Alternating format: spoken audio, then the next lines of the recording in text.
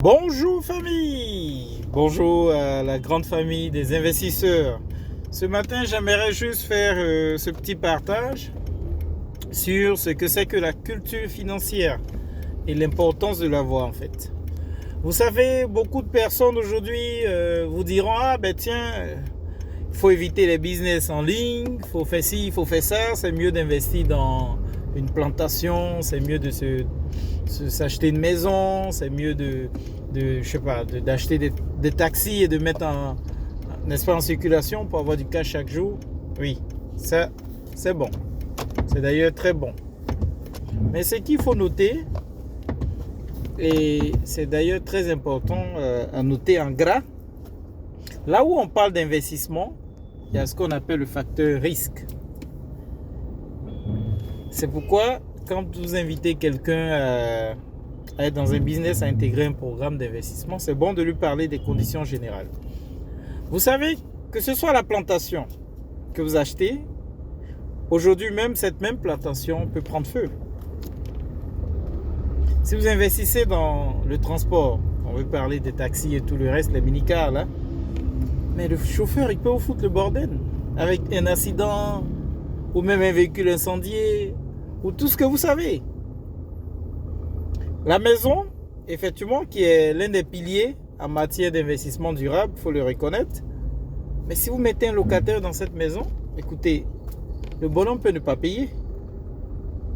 Or, vous avez planifié tout le mois ou toute l'année de recevoir une certaine somme, peut-être pour rembourser à la banque ou pour pouvoir réaliser d'autres choses, mais le bonhomme peut ne pas payer. Ou même, le pire peut arriver, la maison peut prendre feu à partir d'une bouteille de gaz qui explose dans cette maison. Vous dites, bon, je vais faire du maraîcher, je vais faire peut-être la tomate en contre saison. Des personnes que vous avez mis là-bas peuvent mettre de l'engrais qui ne correspond pas, n'est-ce pas, à cette plantation-là de tomates. Et puis bon, voilà que tous vos fruits sont bam. Vous pouvez décider donc de faire venir autre chose sur Abidjan, fait de dépôt-vente, tout ça, parce que c'est le commerce conventionnel.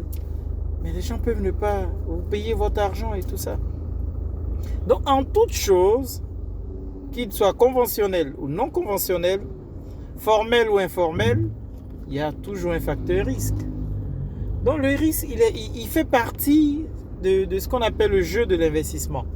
Et donc, des personnes avisées, des personnes qui ont envie de réussir, savent rebondir. Elles ont peut-être fait des choix qui n'ont pas marché, on va dire ça comme ça, mais ça devient pour elles une expérience et non un échec. Et elles savent rebondir, c'est-à-dire qu'elles continuent jusqu'à ce qu'elles aient à atteindre le but. Et ça, c'est important.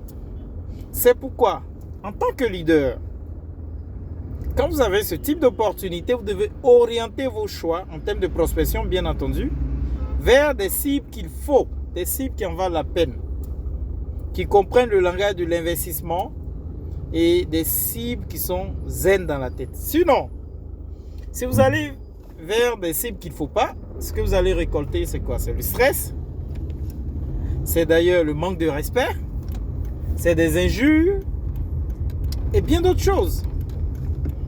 Alors, c'est hyper important. Et en tant qu'investisseur, si vous voulez réussir dans ce domaine-là, vous êtes bien obligé, n'est-ce pas, d'épouser cette vision, de comprendre, comme je l'ai dit tantôt, que le risque fait partie du jeu. Alors, je vous souhaite le meilleur et portez-vous bien. Très bonne journée à tous.